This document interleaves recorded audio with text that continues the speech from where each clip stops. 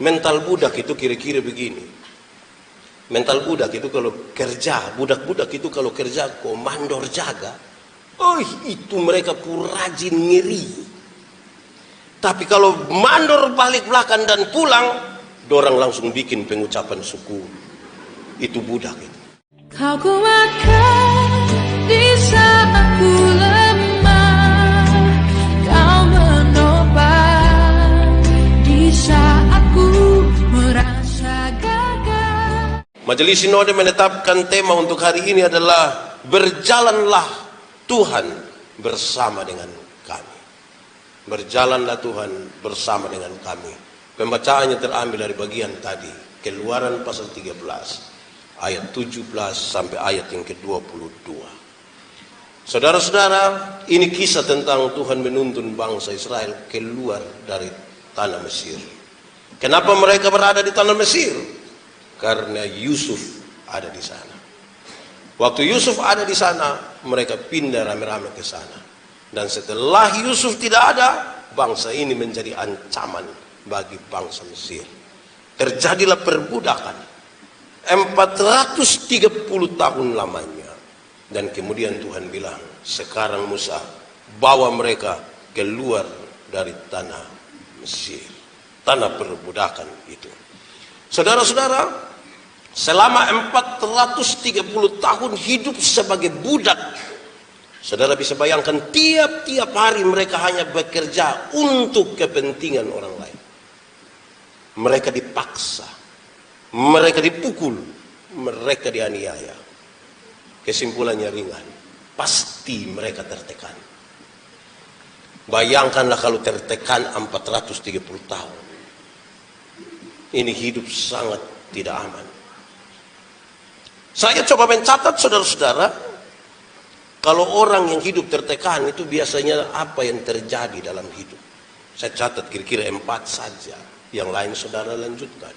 1, orang yang tertekan itu biasanya cepat tersinggung. Tersinggung sekali. Di Esau ada yang tersinggung. Itu karena dia tertekan. Tahu siapa yang tekan-tekan sendiri, tapi dia tertekan. Orang tertekan itu cepat tersinggung. Orang yang tertekan itu biasanya yang kedua cepat marah. Sulit omong bapak itu. Sedikit-sedikit marah. Sedikit-sedikit marah. Sedikit-sedikit marah. Marah kok sedikit-sedikit ya. Di Esau ada. Tertekan dia itu. Ketiga, orang yang hidupnya tertekan itu biasanya cepat putus asa. Tidak bisa. Saya tidak ada harap. Kalau dia sakit, setiap kali kita datang bilang, Bapak dong berdoa, kok karena Tuhan ambil saya sudah. Ini kita mau hidup, pikir apa mati sekarang, mati besok sama saya, tapi lebih baik sekarang. Saya bilang, Bapak jangan dulu. Kasihan istri, kasihan anak. Apalagi utang ada lain. Kan itu kasihan orang itu. Jangan Bapak cepat-cepat mau pergi. Tunggu. Nanti ada di waktu. Saudara-saudara, yang keempat. Orang yang tertekan itu biasanya ketakutan. Saudara. Dia tidak bebas untuk melakukan apa. Dia ketakutan betul-betul. Saya menyebutkan hal-hal ini sebagai mental budak. 430 tahun dan sekarang Tuhan membawa mereka keluar. Apa sih sesungguhnya tujuan Tuhan membawa mereka keluar dari tanah perbudakan itu? Hanya 2 alasan. Yang pertama, Tuhan mau menepati janjinya. Janji kepada Abraham, Ishak dan Yakub bahwa bangsa ini akan tinggal di tempat yang penuh dengan susu dan madu, bukan di tempat penuh perbudakan. Berdasarkan itu, Tuhan membawa mereka keluar dari tanah Mesir. Yang kedua, saudara-saudara, tujuan Tuhan adalah Tuhan ingin membebaskan mereka. Penindasan harus selesai sudah. Ketakutan harus selesai sudah. Supaya bangsa ini berjalan dalam sukacita. Pembacaan tadi mengisyaratkan dengan baik. Sebenarnya ada jalan yang pendek. Tetapi Tuhan atur supaya mereka berputar sedikit lebih jauh. Bukan saja soal jaraknya yang tambah jauh karena berputar, tetapi waktu yang dipakai semakin lama. Kenapa hal itu kemudian menjadi penting, saudara-saudara? Karena di hadapan Tuhan ini menjadi penting. Bangsa ini harus dilatih. Selama ini mereka itu hanya hidup menurut apa yang orang buat. Marah, pukul, segala macam mereka lakukan. Hari ini mereka harus melatih dirinya.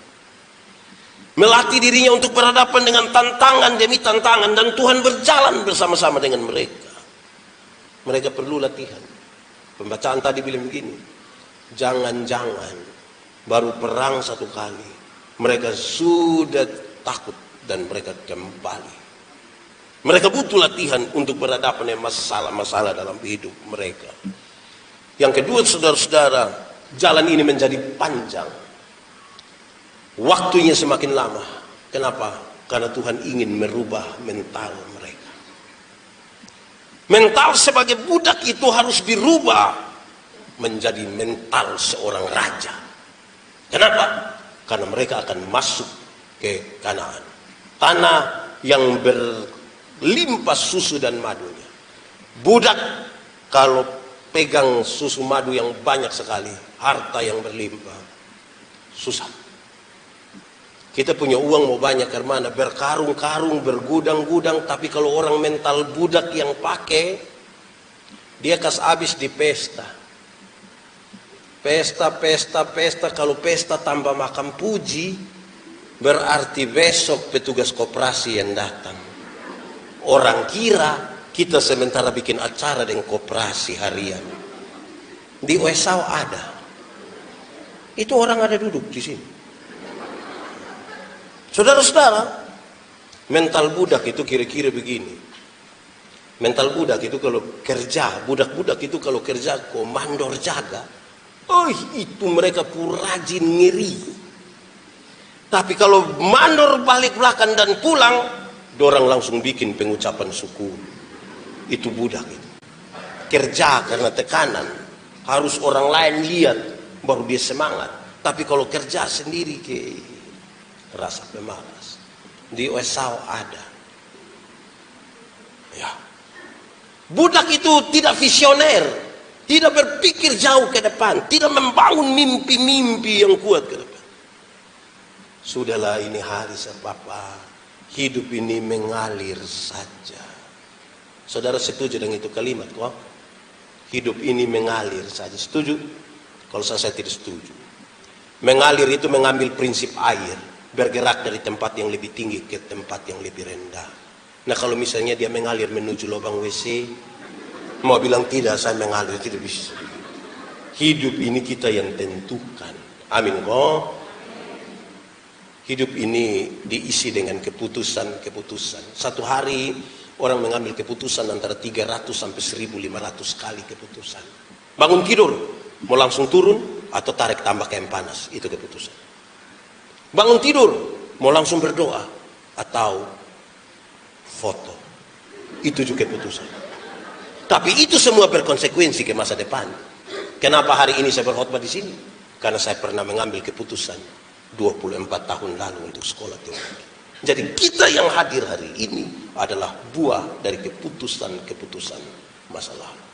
Karena itu budak dia tidak pikir itu. Sudah ini hari, gas. Saudara-saudara, orang bermental budak itu di rumah dia tidak sapu, rumah kotor tidak apa-apa.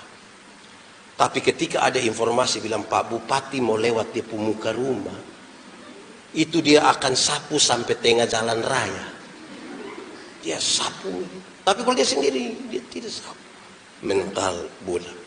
Saudara bisa bayangkan, kalau mental-mental seperti ini akan masuk di tanah-tanah untuk urus kekayaan yang banyak sekali, mereka tidak akan pernah menikmati apa-apa di situ, saudara-saudara. Karena itu, saudara-saudara, mari kita lihat tema kita hari ini. Berjalanlah Tuhan bersama kami. Berjalanlah Tuhan bersama kami. Saya mulai dari yang pertama. Ini sebuah permohonan. Tuhan berjalanlah bersama kami. Kami tidak bisa sendiri. Kami takut. Kami rindu Tuhan ada bersama-sama dengan kami setiap saat. Sebab kalau Tuhan ada, kami aman. Pembacaan ini kalau kita baca selanjutnya pimpinan Tuhan itu luar biasa, saudara. Ketika mereka lapar, Tuhan kasih makan. Ketika mereka haus, Tuhan kasih minum. Malam Tuhan jadi tiang api, siang Tuhan jadi tiang awan bagi mereka. Mereka tidur, Tuhan mengerjakan makanan bagi mereka. Pagi mereka pungut roti yang disiapkan dengan cuma-cuma. Alkitab mencatat lebih. Mereka berjalan 40 tahun tapi kasut mereka tidak robek. Bayangkan 40 tahun tidak kaki ini sepatu. Oh, Tuhan terlalu luar biasa ya. Kita ini tidak jalan piman mana kaki pica-pica. Ini 40 tahun. Wih, luar biasa. Jangan lihat kawan di sebelah punya. Ini luar biasa pimpinan Tuhan. Saudara, 40 tahun berjalan dengan tidak mengganti pakaian itu. Tapi tetap aman. Saudara bisa bayangkan, kita kalau 2-3 hari tidak ganti baju itu. Woi, anak kecil kalau dia tidak ganti, kita masih semangat. Saya berkhotbah, saya bilang begini, beda bau acem dengan bau asam. Kalau bau acem itu, anak-anak kecil kalau dia lari-lari, kau bakar ini, mari kau om cium sedikit dulu, mari dulu, aduh, bau acem. Itu menggemaskan, itu menggemaskan. Tapi kalau bau asam itu beda Itu kita tidak omong dengan ekspresi, pas kita bilang, mandi doko. Ini jalan 40 tahun tidak ganti, ini penyertaan Tuhan terlalu sempurna atas mereka. Tuhan, kami tidak dapat jalan sendiri. Kami mohon Tuhan berjalan bersama-sama dengan kami. Ini permohonan dari orang-orang yang lemah dan dia tahu kalau Tuhan ada, dia kuat. Apapun masalah di depan dia kuat. Saya pun bapak itu guru olahraga, pun badan besar. Kalau saya jalan dengan dia, saya bisa jalan bagaya-bagaya. Lihat anak yang saya bangsa dengan saya. Saya pun bapak di sana. Tapi kalau saya jalan sendiri itu, aduh, itu kesakit itu di pun jalan. Berjalan dengan Tuhan itu begitu. Saudara, ada hal yang lebih. Kalau Tuhan bersama-sama dengan kita, kita nanti cukup hati-hati. Orang tua suami istri ini kalau bertengkar di rumah, pernah bertengkar kok? Suami istri pernah kok? Tidak pernah. Oh, pernah. Itu kalau kita bertengkar, pendeta sampai kita bisa damai. Ada barabek, bapukul, bamaki, tiba-tiba pendeta bilang, "Salam," kita, "Salam mama, salam." Mari. Itu baru pendeta, belum Tuhan. Apalagi kalau Tuhan berjalan bersama-sama dengan kita. Kalau Tuhan berjalan bersama-sama dengan kita, dia ada di rumah kita. Setiap kali suami terlalu marah mau tampar dia pu istri, dia bilang, "Mama, untung baik Tuhan ada." Kalau tidak mau, di Esau ada suami yang biasa pukul istri, itu Tuhan tidak ada di rumah. Sebab kalau Tuhan ada kan dia perasaan. Saya mau tanya ibu-ibu yang biasa kena pukul dari suami, so angkat tangan. Jangan berani angkat tangan pulang kena pukul ulang. Kalau Tuhan ada tinggal bersama-sama dengan kita, itu saudara luar biasa. Setiap kali istri terlalu marah, mau maki dia pu suami, dia bilang, "Bapak, untung baik Tuhan ada." Kalau tidak bapak rata, untung baik. Di sini ada mama tukang bamaki, ada. Dia ada duduk di sini. Dia pakai baju warna apa? Itu Tuhan tidak ada di dalam rumah. Saya bilang kepada anak-anak muda, woi, Tuhan kalau ada dengan kita tuh baik. Saya besar di Soe, saudara. 40 tahun lalu itu kan kita masih nonton TV hitam putih dong. Bapak dong masih ingat TV hitam putih. Kalau mau bikin dia warna, kita cari kaca warna itu. Bukan warna dari dalam, tapi warna dari kaca. Pakai aki, jadi kalau tiba-tiba aki soak, nah sudah, artis dong langsung terlipat.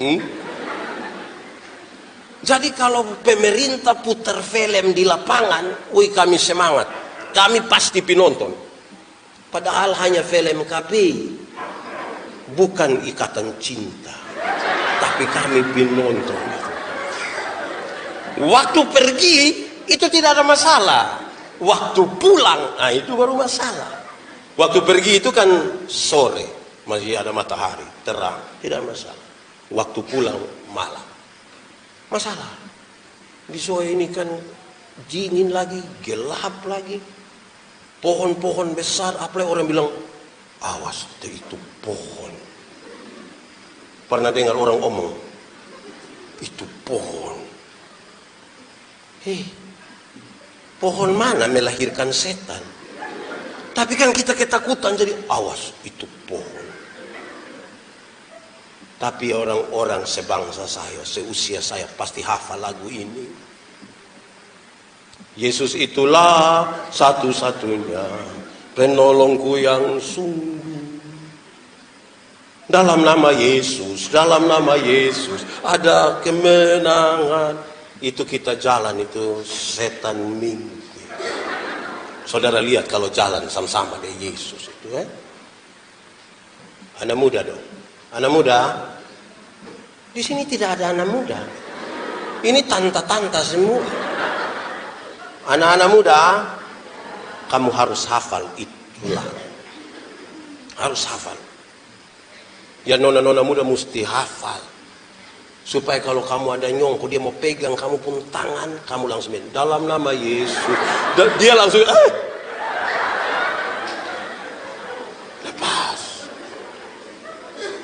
Saudara, ada lagu anak sekolah minggu yang baik yang menunjukkan kalau kita berjalan bersama-sama dengan Tuhan. Itu lagu bilang begini.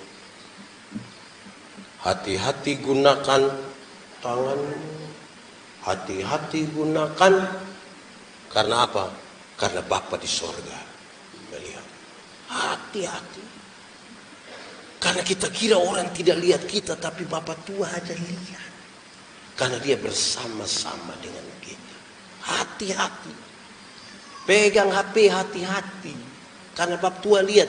Biar mau sembunyi dari isu, tapi Bapa Tua lihat. Tapi jangan tunggu orang ada hitung uang di dalam ruangan baru hati-hati gunakan tangan. Itu dia bisa tersinggung itu. Dia keluar, kamu maksud apa menyanyi itu lagu? Itu lagu dorang, itu sengaja saya sampaikan, kan kita familiar di lagu itu. Supaya kita sadar bahwa Tuhan ada dekat-dekat dengan kita. Dan kalau kita berjalan bersama Tuhan, aman. Tuhan berjalanlah bersama kami, Tuhan, karena roh memang penurut. Tapi apa? Daging lemah. Daging lemah. Coba angkat tangan yang di pun daging mulai lemah. Supaya kita minta Tuhan berjalan terus bersama-sama dengan Dia. Kadang-kadang kita rasa kita terlalu kuat.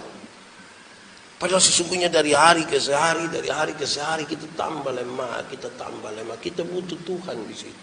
Ini permohonan orang-orang yang dia tahu bahwa dia lemah. Dia butuh Tuhan di situ. Kedua, saudara-saudara, berjalanlah bersama kami Tuhan. Kenapa? Tuhanlah yang membawa kami keluar dari Mesir. Berarti Tuhan punya tujuan sendiri toh. Kalau Tuhan punya tujuan, jangan biarkan kami sendiri. Biarlah kami jalan bersama-sama dengan Tuhan. Jangan kami jalan sendiri. Karena ini tujuan Tuhan. Jangan biarkan kami taruh tujuan kami di situ. Karena Tuhan pasti punya tujuan tersendiri. Supaya kami tidak berhenti di perjalanan itu. Saudara-saudara, memang kita melewati banyak hal, tapi pasti Tuhan punya tujuan. Tadi malam waktu berkhotbah di khotbah akhir tahun, saya kasih tahu. Saya melayani di satu tempat. Ada seorang istri yang punya suami ini tukang judi, tukang mabuk. Sama kayak satu orang di sini. Tukang judi, tukang mabuk. Tapi dia punya istri rasa bahwa dia punya istri tidak mampu untuk urus dia, lawan dia, karena suami kan punya pekerjaan sebagai guru, dia hanya ibu rumah tangga, tidak bisa lawan. Setiap hari ini ibu hanya menjalankan dia pun tugas. Kalau dia siap suami pemakaian mau pergi ke sekolah, dia setrika. Dia selalu menulis satu ayat Alkitab, dia isi di suami pun saku pakaian, saku baju. Tiap hari dia lakukan itu. Dia tidak tahu suami baca atau tidak, tapi tiap hari dia lakukan itu. Sampai satu saat, setelah 13 tahun, dia pun suami bilang begini, "Mama, saya mau berhenti minum sopi, mabok, saya mau berhenti judi. Kalau misalnya pemilihan majelis ini dong pilih saya, dong usul saya, kasih tahu saya mau." Dia pun istri tidak kasih tahu di perubahan, dia pun istri senang sekali. Dia terpilih jadi majelis. Kemudian melayani 6 bulan, kemudian dia meninggal. Dia mati.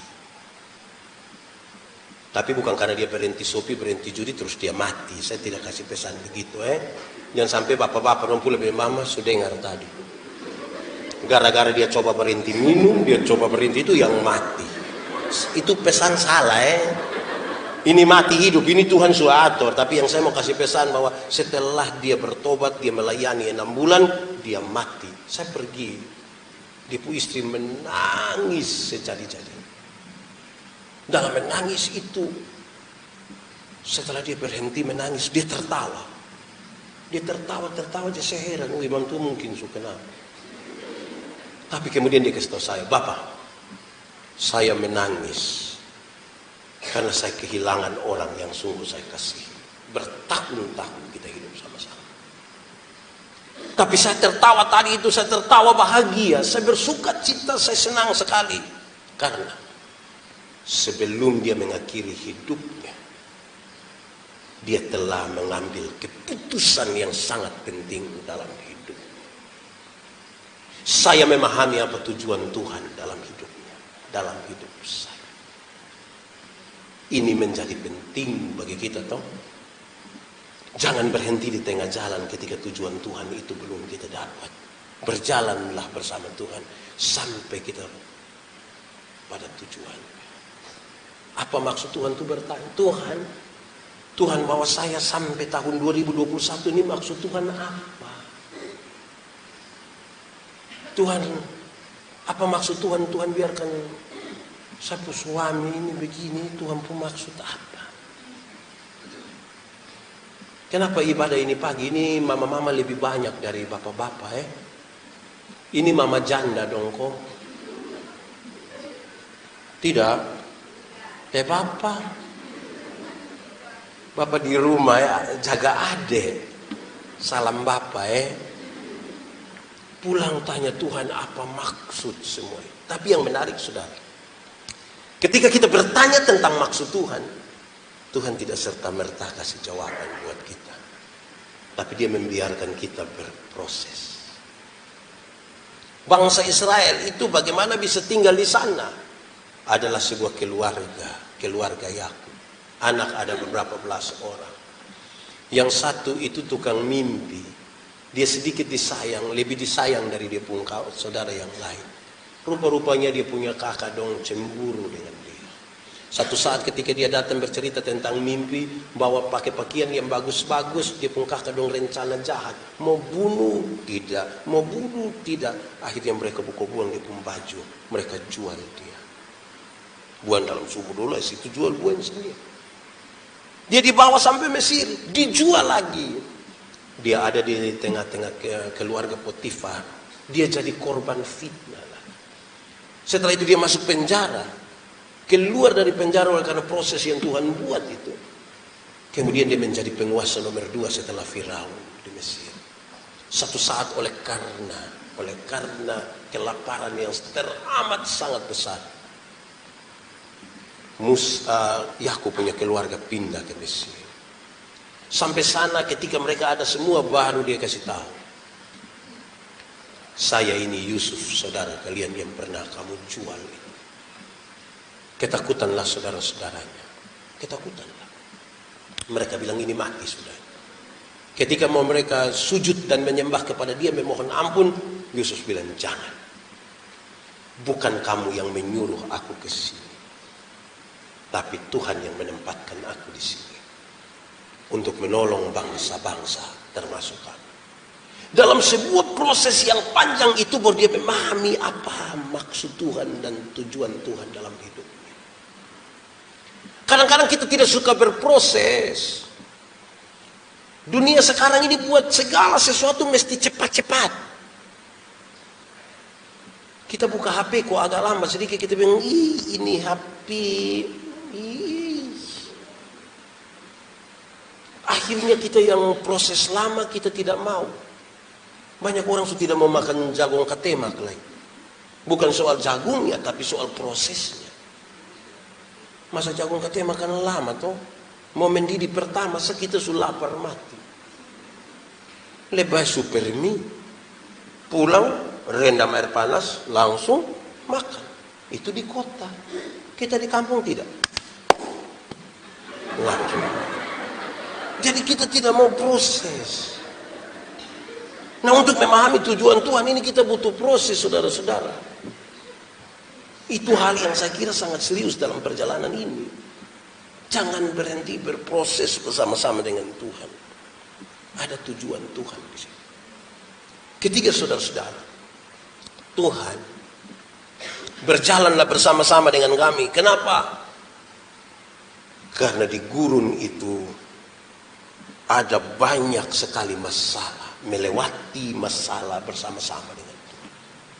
Padang gurun itu kering. Padang gurun itu tidak ada air. Panas sekali. Kalau malam dingin sekali. Padang gurun itu menawarkan badai gurun yang datang kapan-kapan saja. Ular kobra yang beracun. Kalajengking beracun yang besar. Tuhan berjalanlah bersama kami. Jangan biarkan kami sendiri di tengah-tengah masalah. Supaya apa? Ketika ada masalah-masalah dalam hidup kami pakai cara-cara yang Tuhan kasih tahu buat kami. Semua orang punya masalah. Tapi yang berjalan bersama Tuhan itu akan pakai cara-cara yang Tuhan buat. Saya mau tanya, saudara punya masalah kok? Punya? Tidak usah orang. Saya lihat ini muka masalah semua. Masalah ialah kesenjangan antara harapan dan kenyataan. Harapan menikah umur 25. Ternyata sekarang sudah 37. Masalah atau tidak? Harapan kita berdoa aku mau nikah dengan dia. Ternyata dia nikah juga, tapi nikah dengan kita pun kawan. Beda antara harapan dan kenyataan. Dalam proses bersama Tuhan itu kita sampai pada tujuannya. Kita bertanya-tanya, Tuhan, kenapa saya pun bapak mantu harus ini orang dari Uin Lasi? Kita kan berproses tuh bersama-sama daripada kita berkelahi, marah. Proses-proses ini kan berat. Saya kadang-kadang lihat dalam persaudaraan kita saja kan kita suka beda-bedakan. Banyak orang justru lebih akrab dengan orang lain ketimbang dengan saudara sendiri. Pandemi ini membuat kita kembali ke rumah, berproses ulang di rumah. Saya kira itu baik. Kadang-kadang kita lebih akrab dengan kawan yang bukan saudara. Dong bikin status di Facebook. Kawan rasa saudara. Terus dia taruh saudara pu foto, dia tulis, saudara rasa setan. Akhirnya kita pulang ke rumah. Saudara, saya ingat bahwa ketika karena COVID itu, ibadah di gedung-gedung gereja dipindahkan ke rumah-rumah. Kira-kira tanggal 29 Maret kalau tidak salah. Saya akan pimpin di rumah. Waktu itu, hari Sabtunya saya bilang ke ibu, Mama, bilang Om Simon itu koster di gereja kami, bawa mimbar kecil di gereja kok, kita besok di rumah besok kita ibadah. Ibu bilang tidak. Saya bilang, Mama, kita tidak ibadah. Nah, kenapa tidak bawa mimbar? Ibu bilang begini, kok Bapak pendeta kok? Saya pendeta. Mama bilang tidak. Kasih tinggal itu mimbar, kasih tinggal itu stola, kasih tinggal itu baju pendeta, kasih tinggal itu kolar. Besok itu Bapak hanya sebagai seorang suami yang memanggil istri, seorang bapak yang memanggil anak-anak untuk beribadah di rumah. Waktu kami mulai ibadah, lagu pertama dinyanyikan, saya lihat ibu air mata mulai jatuh. Setelah ibadah kami duduk bercerita, saya bilang begini, Mama, tadi saya lihat Mama menangis, kenapa? Ibu bilang begini, saya berpikir jauh ke belakang. Dulu gereja-gereja mula-mula itu beribadah dari rumah, di rumah. Dalam sebuah situasi politik dan situasi sosial yang tidak segampang hari ini. Kadang-kadang mereka harus begitu bersembunyi untuk beribadah. Kenapa? Sebab berani ada orang mengaku Yesus itu Tuhan, bisa saja dibunuh mati, apalagi beribadah kepada-Nya. Tapi sayang bahwa ketika situasi politik dan situasi sosial semakin bagus, semakin terbuka, di gereja-gereja mulai makin terbuka besar dan orang-orang makin datang ke gereja. Ternyata mereka mulai melupakan ibadah di rumah-rumah. Rumah-rumah mereka tinggalkan ibadah, mereka datang beribadah di sini. Akhirnya bisa saja kami pendeta, penatua, diaken, kami bisa jadi pendeta, penatua, diaken bagi orang lain punya rumah, tapi tidak bagi keluarga kami sendiri. Tuhan berjalanlah bersama-sama dengan kami melewati masalah ini. Di bagian terakhir ini saya akan bicara sedikit lebih panjang. Mereka yang berjalan bersama-sama dengan Tuhan, Tuhan berjalanlah bersama-sama dengan kami. Mereka adalah umat yang Tuhan pilih. Dalam konteks bangsa Israel, dalam konteks bangsa Israel, umat pilihan ini mendapatkan 3 hak yang serius. Pertama, dia mendapat hak untuk masuk tanah terjanji. Berjalan bersama-sama dengan Tuhan itu, kita dapat hak. Hak untuk apa? Hak untuk masuk tanah terjanji. Itu konteks Israel. Konteks kita, perjalanan bersama Tuhan bukan saja kita melewati masalah demi masalah bersama Tuhan, tetapi kita ada dalam kekekalan bersama dengan Kristus di sorga. Kita punya keyakinan yang kuat, mati masuk sorga karena kita jalan bersama-sama dengan Yesus, dengan Tuhan. Jangan sampai kita hanya bergaya melayani Tuhan. Saya begini-begini melayani 14 tahun. Bapak melayani begini lama, nanti yakin masuk sorga. Tahulah ini. Oh, itu bahaya. Perjalanan dengan Tuhan itu perjalanan dapat hak masuk negeri terjanji. Yang kedua, saudara-saudara, perjalanan dengan Tuhan itu adalah perjalanan untuk kita mendapat hak untuk beribadah kepada Tuhan. Hak beribadah. Ibadah kepada Tuhan itu hak. Tapi sayang masih banyak orang melihat ibadah sebagai kewajiban dan bukan hak. Karena itu kewajiban itu dilaksanakan yang penting untuk memuaskan kewajiban dan bukan untuk menerima sebuah hak. Hak itu persis seperti BST. Tahu BST? Bantuan apa leh? Yang baru itu. Yang 600, 1.200.000. Itu hak kok kewajiban. Hak kewajiban. Piko tidak. Oh, saya kira mau pergi apa? Di rumah sah. Bosan sana ada kerja kok piko. Tapi karena hak makanya kita pi. Bank baru buka jam 8, kita sudah bisa pi dari jam 7:30 malam. Kita sudah ada memang di situ. Tidur. Karena apa? Hak. Kira-kira kalau itu 1.200.000 dong angka ame, kira-kira 200.000. Saudara protes ke tidak? Protes ke tidak? Kenapa protes? Hak. Kalau saudara pu suami, ibu-ibu lain datang kau ambil, protes ke tidak? Protes ke tidak ibu-ibu? Oh, saya kira bilang kira dia saya yang bisa. Karena kita berhak, atasnya kita protes kalau kepada kita tidak diberikan toh. Ibadah itu hak. Siapa yang berjalan dengan Tuhan, dia mendapat hak untuk beribadah kepada Tuhan. Saudara lihat, ini hal yang saya kira sangat penting bagi kita. Supaya apa? Di saat dimana kita merasa sudah tidak berdaya itu, Di saat dimana kita duduk dan merenungkan hari demi hari dalam perjalanan hidup ini, ternyata kita menyadari sesuatu yang luar biasa. Kita berhak sesuatu atas ibadah ini. Dengan Tuhan kita berjalan bersama-sama. Tapi yang ketiga,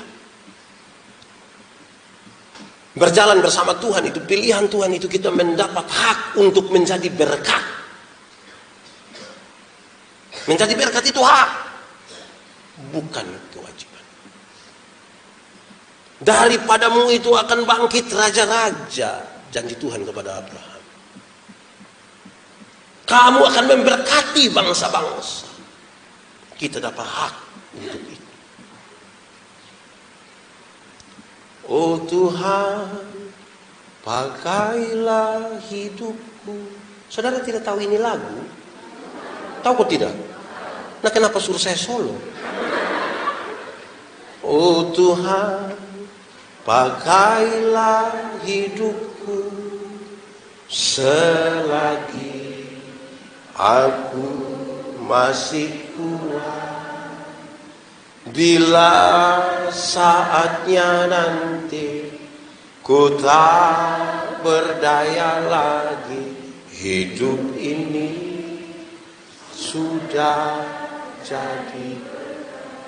Akan ada satu waktu kita tidak berdaya lagi, entah karena usia, entah karena sakit, entah karena kecelakaan. Tapi waktu orang periksa dan sudah tidak apa-apa, waktu sudah diberkat. Jangan dari berdaya sampai tidak berdaya, tidak pernah jadi apa-apa, hanya jadi beban saja. Ketemu orang itu dia hanya patah leher dan bapak. Hidup ini terlalu susah. Lu mati sudah kalau memang sudah terlalu susah. Hei, semiskin-miskinnya orang Yahudi, dia akan mencari orang yang lebih miskin dari dia untuk memberikan sesuatu padanya.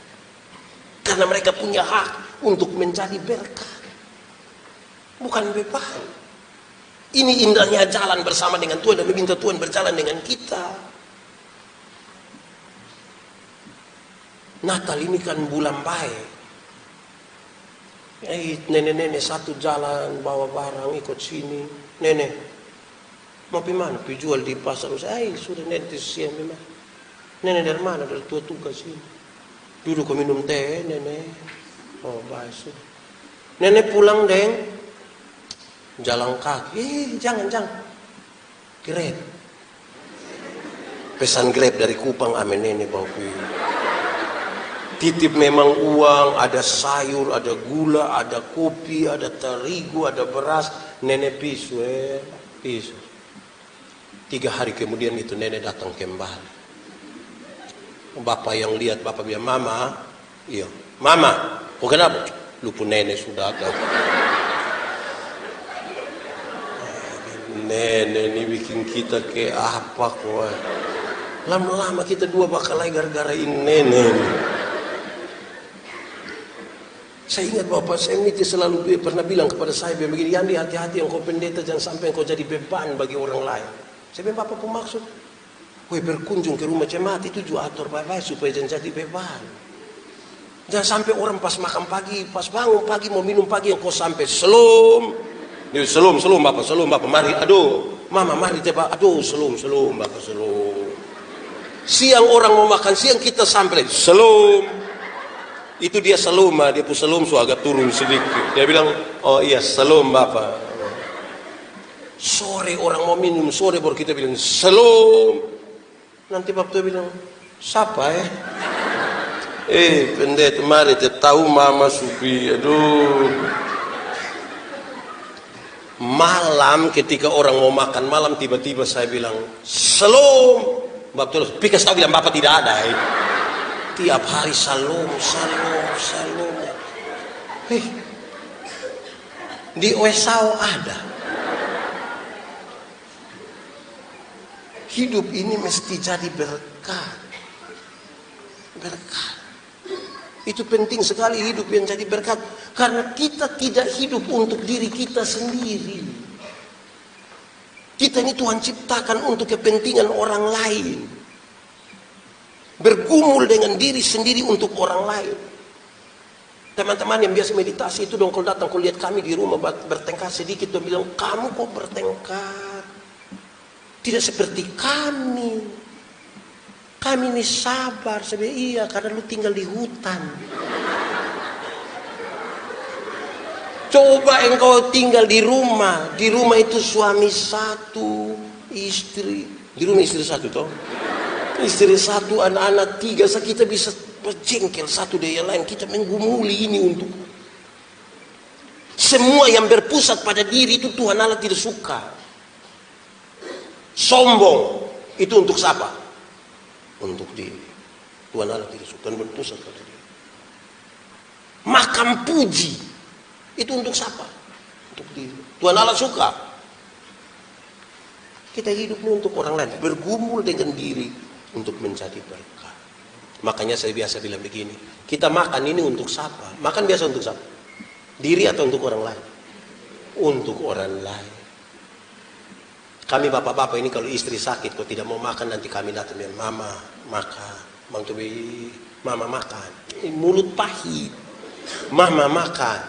Kalau mama sudah tidak mau, kami suka habisan kata-kata, kami bilang mama makan teh anak-anak dong masih kecil. Itu mam tua langsung tambah. Mau anak dong ada mama baru. Jadi dia makan untuk anak-anak toh. Kita semua ada nama, betul kok? Di sini di orang Wesau dongin ada yang tidak ada nama. Semua ada. Kita pun nama ini untuk diri sendiri atau untuk orang lain? Untuk orang lain.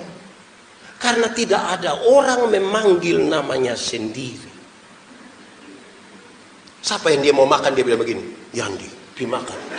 Kan tidak begitu. Kita pun nama ini juga untuk orang lain, mesti jadi berkat. Kita semua pakai pakaian toh? Kita pakai pakaian ini untuk siapa sebenarnya? Untuk kita atau untuk orang lain? Untuk orang lain juga. Kalau kita sendiri kan kita tidak pakai juga tidak apa-apa.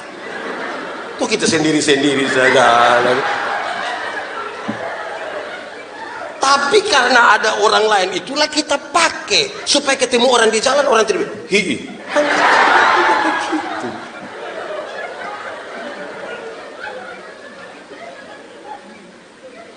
Kita dapat hak untuk jadi berkat.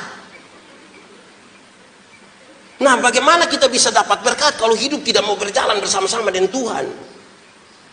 Banyak orang hubungan dengan Tuhan tidak mau, tapi Tuhan pun berkat dia mau. Itu aneh. Jalan dulu dengan bab tua. Jangan takut berkat. Ada. Mata jangan tertuju pada berkat, tapi tertuju pada sumber berkat. Saya pernah berkhotbah di sini soal doa Bapak kami, saya kasih tahu. Kalau saya dengan kami dua ini kenal baik. Saya jalan kaki bab Tuhan naik motor ketemu saya di jalan tanpa saya minta bab Tuhan berhenti, tanpa saya minta. Pendeta, mau gimana? Naik. Karena kita dua punya hubungan. Tapi kalau kami dua tidak ada hubungan. Saya jalan kaki bab Tuhan naik motor ketemu saya di jalan bab Tuhan berhenti, bab Tuhan tanya. Ojek on. Jadi perjalanan dengan Tuhan itu sesuatu yang menyenangkan. Tuhan jaga kita. Tuhanlah pelindung. Matahari tidak akan menyakiti engkau pada waktu siang, atau bulan pada waktu malam, dan seterusnya. Tuhan naungan bagi kita. Tapi kita ini sulit sekali untuk mau betul-betul datang dan meminta Tuhan, Tuhan berjalanlah bersama-sama dengan kami. Hak-hak ini saudara yang akan menolong kita semua untuk memahami kehidupan kita sebagai orang-orang beriman, orang-orang percaya. Karena janji Tuhan itu selalu ya dan amin. 430 tahun sekalipun dia tetap menjalankan janjinya. 700 tahun nubuat Nabi Yesaya untuk Kristus tetap jadi. Tapi bersabarkah kita di dalam proses, dalam perjalanan dengan Tuhan ini yang susah? melekat dengan Tuhan. Saya suka mengungkapkan kalimat melekat dengan Tuhan itu ibarat kita dimeteraikan. Meterai. Kita tidak terlepas. Kalau kita dipegang oleh Tuhan dalam perjalanan ini, Tuhan yang pegang kita, bukan kita yang pegang Tuhan. Kalau kita yang pegang Tuhan, semakin kuat kita pegang Tuhan, semakin gampang kita melepaskannya. Tapi kalau Tuhan yang pegang kita, ada waktu di mana kita letih, lesu, tidak berdaya seperti mau terlepas, tangan Tuhan tetap pegang kita. Saudara pernah alami kok tidak? 31 Desember 2020, sudah taruhlah 2019. Ibadah malam itu liturgos dengan suara yang mendayu-dayu bilang, tidak terasa. Saya dalam hati tidak rasa apa? 365 hari lu tidak rasa. Kita telah sampai di penghujung tahun. Sadar bahwa ada banyak dosa yang kita lakukan. Mari kita mencatat dosa-dosa kita pada kertas-kertas. Kita catat Amet 30, 40. Setelah catat habis, ikat, doa, pulang, bakar. Masuk minggu kedua bulan Februari kita gila ulang. Pernah alami? Karena kita tidak berjalan bersama Tuhan. Perhatian kita tidak kepada Tuhan. Saya biasa pakai contoh begini. Kenapa kita sudah lepaskan itu barang itu, kita pun maki dong, kita pun semua lepaskan tanggal 31 Desember, tapi baru bulan Februari ulang. Saya bisa pakai contoh ini. Kalau kita semua ada di dalam ruangan yang terang, orang dari gelap bisa lihat kita kok tidak di dalam. Bisa. Tapi kita yang dalam terang lihat orang di gelap bisa kok tidak? Tidak.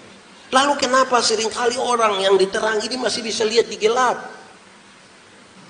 Jawabannya karena dia begini. Malui. Tahu malui? Kalau dia sudah begitu, biasa dia begini.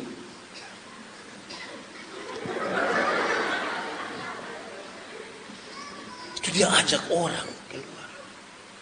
Nah, kalau Tuhan yang pegang kita, setiap kali mau malui dia Nah, itulah perjalanan dengan Tuhan.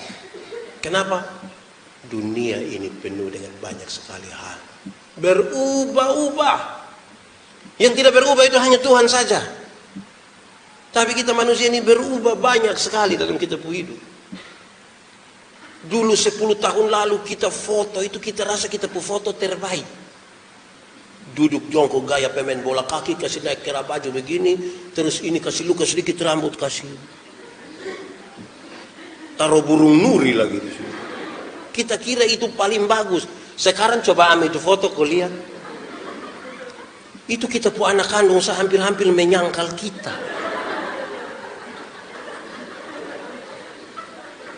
Bapak yang mana? Bapak yang mana? Bapak ini bapak. Berubah saudara. Berubah, ada banyak hal yang kita hidup berubah. Lebih baik kita jalan sama-sama dengan Tuhan. Tuhan tetap setia dari dulu, sekarang, dan sampai selama-lamanya. Kok kita di rumah tangga saya berubah toh? Kita suami istri kan dulu pacaran, yang menikah subeda. Soal panggil sabeda. Ibu-ibu ini kita panggil dia ketika masih pacaran itu. Kita pun kata mama belum selesai. Waktu nikah baru bulan madu itu mama belum selesai dia sudah nyaut. Kita baru ya itu belum habis itu dia suya itu. Soal panggil.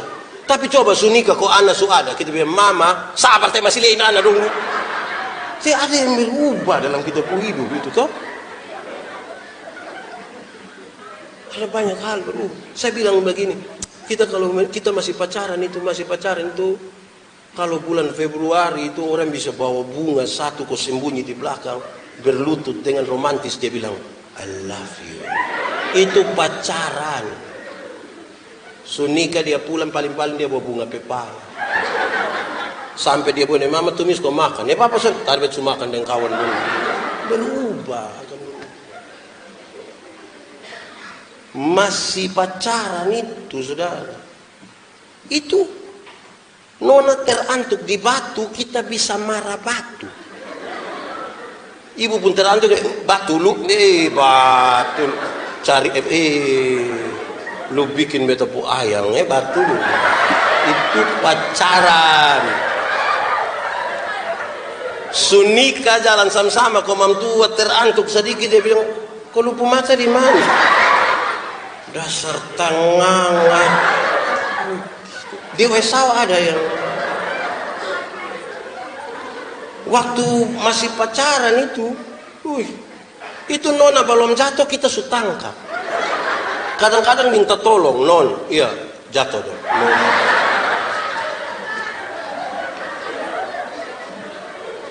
Sunika naik motor sama-sama tabrak anjing kau jatuh, bab tua ame motor lupa ambil mam tua. Mama protes, bapak kenapa tidak ambil saya, ambil lupa motor. Mama minta maaf, boy, minta maaf. Mama sulunas mah ini motor masih 12 kali. Jadi perjalanan dari manusia itu berubah-ubah. Jangan bersandar pada manusia karena kita pasti kecewa. Mari bersandar kepada Tuhan. Minta Tuhan. Oke, ada tantangan.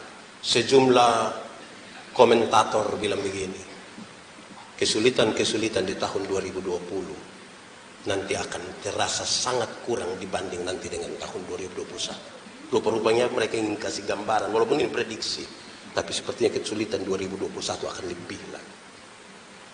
Tapi mari kita berjalan dengan Tuhan. Mari berjalan dengan Tuhan. Perlu kita tahu apakah Tuhan mau biarkan kita sendiri atau tidak. Apakah Tuhan akan tega melihat kita kesusahan dan menderita? Mari kita coba-coba beriman. Jangan coba-coba. Pastikan kita beriman. Supaya kita lihat bagaimana tangan Tuhan menggendong kita. Kadang-kadang kita berdoa tapi kita tidak meyakini apa yang kita doakan. Mari kita belajar hari ini untuk mendekatkan diri kita dalam perjalanan bersama dengan Tuhan. Tuhan memberkati.